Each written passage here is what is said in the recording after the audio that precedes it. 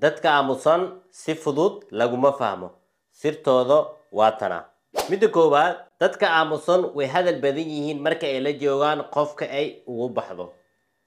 midda labaad, saaxiibo badan ma lahan laakiin kuwa ay isfahmaan way u dhintaan. midda saddexaad, marka keliya ay afkooda furaan waa ay dhoola caddayn qurxoon yihiin waana qosol weyn yihiin.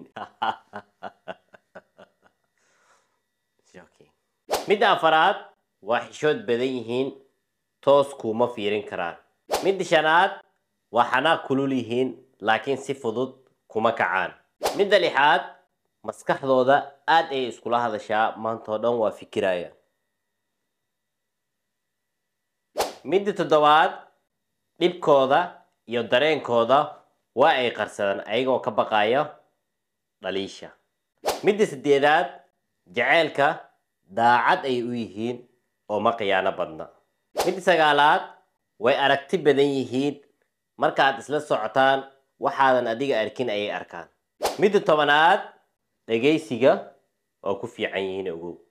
midda koob iyo tobanaad, dadka caawimaad ma weydiistaan ayagoo ka baqayo diidmada. midda laba iyo tobanaad, marka ay kuga haystaan wax ka dhib badan ma jiro. u dir qof aamusan aad taqaano.